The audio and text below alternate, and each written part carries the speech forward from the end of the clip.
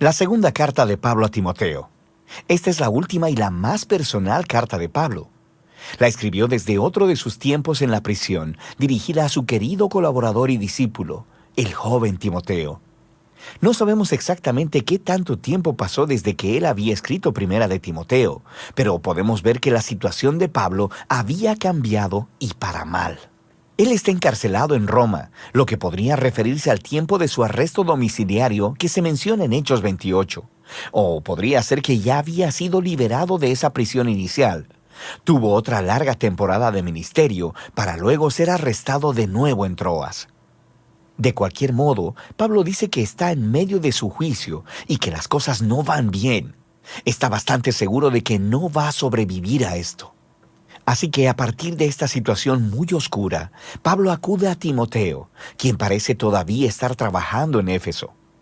Pablo le pidió a Timoteo que viniera y estuviera con él en la prisión, para que pudiera delegarle la misión de plantación de iglesias que él había iniciado. El diseño de la carta es bastante sencillo. Tiene dos grandes secciones en las que Pablo reta a Timoteo.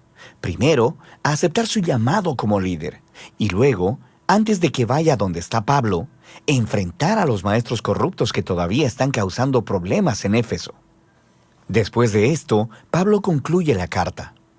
Pablo inicia agradeciendo a Dios por Timoteo y su familia, específicamente por su abuela Loida y su madre Eunice.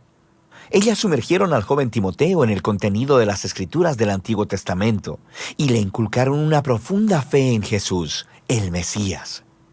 Así que, por esa fe tan firme, Pablo ofrece su primer reto a Timoteo. Le llama a rechazar cualquier tentación de avergonzarse por las buenas nuevas sobre Jesús o por Pablo, quien está sufriendo en prisión por anunciar esas buenas nuevas. Ahora, la razón por la que Pablo necesita enfatizar esto es por el estigma negativo que se ganó por sus muchas prisiones. Esto hizo dudar a muchos de los colaboradores de Pablo de hasta su llamado a ser apóstol. Él menciona a dos hombres, a Figelo y a Hermógenes, quienes habían abandonado a Pablo porque estaban avergonzados de ser asociados con él, porque ahora era un criminal acusado. Así que Pablo le pide a Timoteo que rechace cualquier temor a la vergüenza y que vaya a verlo. Ahora, Pablo sabe que esta es una petición muy costosa. Podría poner en riesgo a Timoteo. Así que él le recuerda a Timoteo que la gracia de Jesús es una fuente de poder, y esto es muy importante. La vas a necesitar, porque seguir a Jesús no es fácil, demanda todo de ti. Pablo compara el seguir a Jesús con el ser reclutado como soldado, quienes procuran agradar a su comandante, o con un atleta, quien entrena su cuerpo para una competencia. O es como un labrador, trabajador y dedicado. Cada una de estas tres metáforas aluden a una persona que está comprometida con algo más grande que sí misma y quien está dispuesta a sacrificarse y soportar situaciones difíciles para alcanzar un objetivo mayor. Y, por supuesto, el más grande ejemplo de esto es Jesús mismo. Por su compromiso con el Padre, Él sufrió la crucifixión a manos de los romanos. Y de manera similar, Pablo mismo está ahora sufriendo en una prisión romana. Las dificultades y el sacrificio son inherentes a la vida cristiana, y esta es la razón por la que la resurrección de Jesús es el fundamento de la esperanza cristiana, o como lo resume Pablo en un breve y muy poderoso poema, que si morimos con Él, también viviremos con Él. Si perseveramos, también reinaremos con Él. Si lo negamos, Él también nos negará. Si somos infieles, Él permanece fiel, pues no puede negarse Él mismo. El amor de Dios por nuestro mundo ha abierto una nueva esperanza a través de la muerte y la resurrección de Jesús. Y así, para aquellos que asumen el riesgo de confiar en y de seguir a Jesús, Dios promete reivindicación y vida.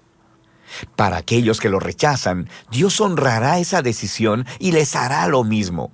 Pero la infidelidad de la gente jamás hará que Dios abandone su fidelidad. Así que Pablo llama a Timoteo a la fidelidad, sabiendo que ésta podría salirle costosa.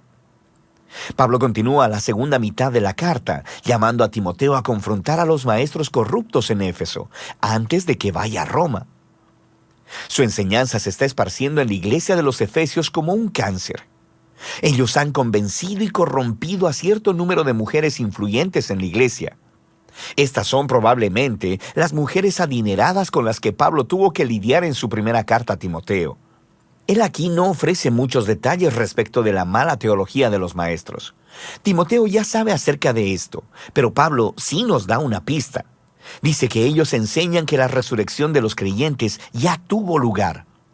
Ahora, no sabemos si los falsos maestros están siguiendo un rechazo filosófico griego a toda la idea de la resurrección corporal y creen que solo se trata de la experiencia espiritual.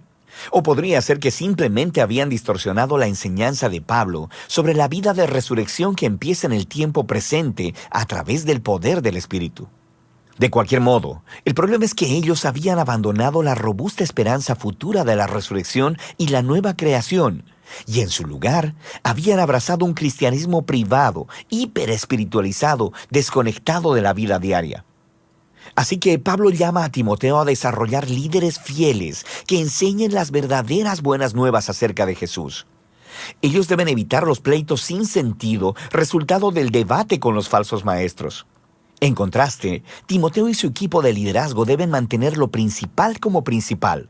Deben enfocarse en la historia central del mensaje de las Escrituras, que, en el tiempo de Pablo, significaba principalmente el Antiguo Testamento. Estas escrituras, dice Pablo, son capaces de darte la sabiduría que conduce a la salvación a través de la fe en Jesús, el Mesías.